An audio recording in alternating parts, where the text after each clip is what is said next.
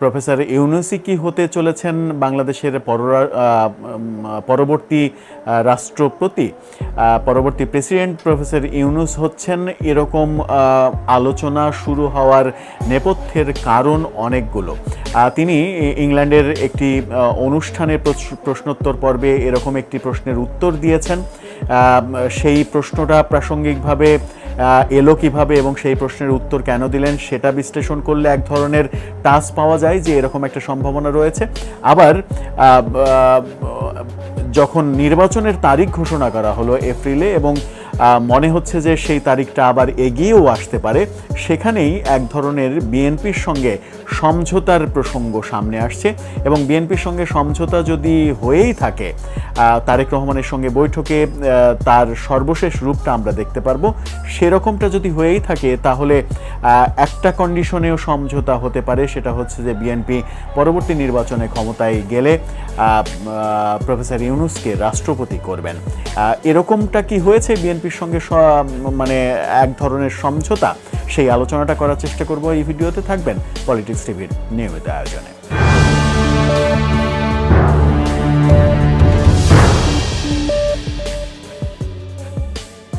দর্শক, পলিটিক্স টিভির নিয়মিত ভিডিওগুলো স্পন্সর করছে প্রজাপতি.টিভি, নতুন ওটিটি প্ল্যাটফর্ম। আপনারা চাইলে ইউটিউবে, ফেসবুকে, ইনস্টাগ্রামে, টিকটকে দেখে নিতে পারেন।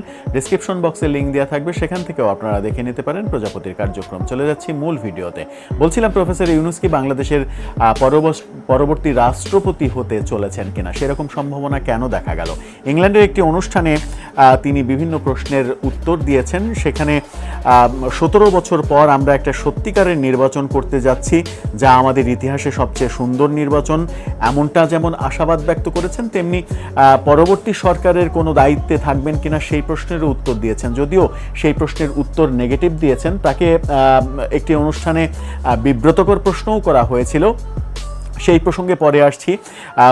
পরবর্তী সরকারের সঙ্গে তিনি থাকবেন কিনা সেই প্রশ্নের উত্তরে তিনি বলেছেন যে নির্বাচনের পর নির্বাচিত পরবর্তী সরকারের কোনো দায়িত্বে আমার থাকার ইচ্ছা নেই।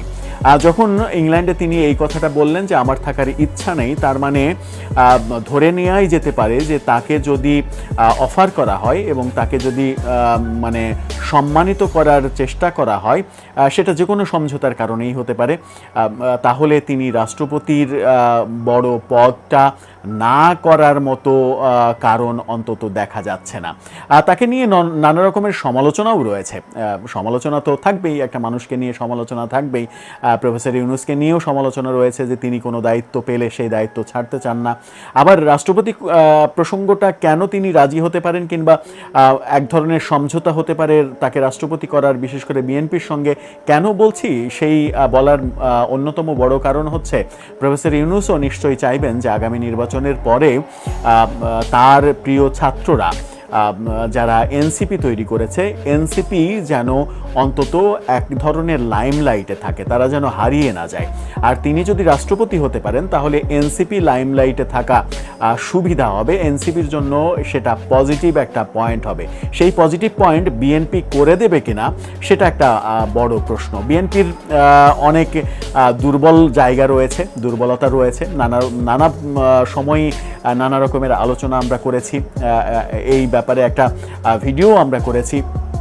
বিএনপির সামনে 21শে আগস্ট গ্রেনেড হামলা মামলার যে আপিল, সেই আপিলটা ঝুলিয়ে রাখা হয়েছে। নানা কারণেই বিএনপি প্রফেসর ইউনূসের সঙ্গে এক ধরনের সমঝোতায় যেতে পারে এবং তারেক রহমানের সঙ্গে যে বৈঠকটা লন্ডনে হতে চলেছে, সেই বৈঠকের নেপথ্য কারণও কেউ কেউ বলার চেষ্টা করছেন যে বিএনপির সঙ্গে এক ধরনের সমঝোতা হয়েই গেছে। লন্ডনে তারেক রহমানের সঙ্গে ফাইনাল মিটিংয়ে সেগুলো একেবারে ফাইনালাইজ হবে। এদিকে লন্ডনে যখন 13 তারিখে তারেক রহমানের সঙ্গে মিটিং হবে, তখন আমরা দেখলাম যে বিএনপি নেতা আমির খসরু মাহমুদ চৌধুরী তিনি লন্ডনে উড়াল দিয়েছেন, সম্ভবত সেই মিটিংয়ে তিনিও উপস্থিত থাকবেন। তার মানে বিএনপি এই মিটিংটাকে খুবই গুরুত্ব দিচ্ছে। এই মিটিংয়েই কি অনেক কিছু সমঝোতার ব্যাপার সামনে চলে আসবে এবং এই মিটিংয়েই যদি সিদ্ধান্ত হয় যে বিএনপি পরবর্তীতে রাষ্ট্র ক্ষমতায় যদি যায় আপনি দ্রুত নির্বাচন দেন, রাষ্ট্র ক্ষমতায় যদি বিএনপি যায় তাহলে আপনাকে রাষ্ট্রপতি করা হবে, এরকম সমঝোতায় বিএনপি যেতে পারে। আবার নেগেটিভ দিকও রয়েছে। নেগেটিভ দিক এরকম যে প্রফেসর ইউনূসকে কতটা আস্থার মধ্যে বিএনপি নিতে পারবে, কারণ রাষ্ট্রপতি পদটা খুবই সেন্সিটিভ পদ। রাষ্ট্রপতি ইচ্ছা করলেই যে কোনো সময় সংসদ ভেঙে দিতে পারেন, সরকার ভেঙে দিতে পারেন, এই সর্বোচ্চ ক্ষমতাটা রাষ্ট্রপতির হাতে রয়েছে। এই রকম একটা সেন্সিটিভ পদে শতভাগ আস্থার জায়গা থাকবে না এরকম কাউকে রাষ্ট্রপতি করা কোনো রাজনৈতিক দলের জন্য রিস্কি, যে রিস্কটা আমরা বিগত 15 বছরে শেখ হাসিনাকে কখনো নিতে দেখিনি। শেখ হাসিনা সবসময় সর্বশেষ রাষ্ট্রপতি নিয়োগ দেওয়া ব্যাপারে যথেষ্ট বিতর্ক হয়েছে। শাহাবুদ্দিন চুপ্পু সাহেবের যোগ্যতা নিয়ে প্রশ্ন উঠেছে, তাকে কেন রাষ্ট্রপতি করা হলো সেই ব্যাপারেও প্রশ্ন উঠেছে। সেই ক্ষেত্রে আবার অনেকে বলেছেন যে তাকে রাষ্ট্রপতি করার অন্যতম বড় কারণ হচ্ছে শেখ হাসিনার তিনি একেবারে 100% আস্থাভাজন। তো এটা কিন্তু একটা বড় আলোচনার জায়গা, সেটা হচ্ছে যে রাষ্ট্রপতি কোনো দল এমন কাউকে করতে চাইবে না যিনি কিনা সেই দলের আস্থাভাজন হতে পারবেন না 100%। সেই ক্ষেত্রে প্রফেসর ইউনূস কি বিএনপির কাছে শতভাগ আস্থাভাজন হবে? বিএনপির মানে ঘরপোড়া গরু, কিন্তু ঘরপোড়া গরু সিঁদুরে মেঘ দেখলেই কিন্তু ভয় পায়। ঘরপোড়া গরু কেন বলছি? যে বিএনপি এর আগে বদরুদ্দোজা চৌধুরী বিএনপির সময়ে রাষ্ট্রপতি ছিলেন, তাকে নিয়ে অনেক কেলেঙ্কারি ঘটনা কিন্তু ঘটেছে।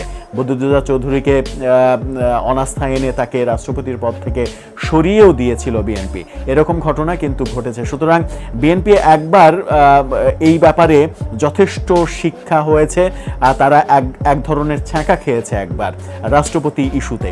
সেই ক্ষেত্রে প্রফেসর ইউনূসকে কতটা আস্থায় তারা আনতে পারবে সেটাও একটা বড় বিষয়। কিন্তু বিএনপি যদি ছাড় দিয়ে সরকারের সঙ্গে সমঝোতায় আসতে চাই, কারণ এই সরকারকে নিয়ে নানা রকমের আলোচনা তো চতুর্দিকে হয়। অনেকে আলোচনা করেন যে সরকার 5 বছর ক্ষমতায় থাকতে চায়, এই আলোচনার দাবিও তোলা হয় বিভিন্ন দিক থেকে যে 5 বছর ক্ষমতায় থাকতে চায়, 10 বছর ক্ষমতায় থাকতে চায়। এমনকি আমরা একেবারেই সর্বশেষ যে ঈদুল আজহার দিন ঈদগাহেও এরকম একটা ভিডিও ভাইরাল হতে দেখেছি যে কয়েকজন জনতা প্রফেসর ইউনূসের সঙ্গে শুভেচ্ছা বিনিময়কালে চিৎকার করে বলছেন, দালালদের কথা শুনবেন না স্যার, আপনি আরও 5 বছর ক্ষমতায় থাকেন।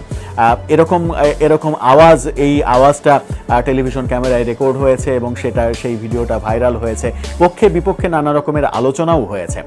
সো মানে সব মিলিয়ে আলোচনার মাঝখানে এক ধরনের সমঝোতা যদি রাজনৈতিক সমঝোতা যদি বিএনপি করতে চায়, তাহলে রাষ্ট্রপতি ইস্যুটা একটা বড় ইস্যু হতে পারে। সেই কারণেই চতুর্দিকে আমার মনে হয় আলোচনা হয়েছে এবং প্রফেসর ইউনূসেরও এই অনুষ্ঠানে এই ব্যাপারে উত্তর দেওয়া, এই প্রশ্নটা আসা প্রাসঙ্গিকভাবে, এটার মাঝেও একটা যোগসূত্র থাকতে পারে, এমনটাকে উড়িয়ে দেওয়ার কোনো গত্যন্তর নেই। প্রফেসর ইউনূস অনেক প্রশ্নের সম্মুখীন হয়েছেন, সেখানে গিয়ে এই প্রশ্নের সম্মুখীন হয়েছেন যে আপনি যখন 24-এর 8 আগস্ট দায়িত্ব নিলেন, তখন কিন্তু আপনি ঘোষণা দিয়েছিলেন যে আপনার প্রধান কাজ হবে পুরো জাতিকে ঐক্যবদ্ধ করা, এক সূত্রে গাঁথা।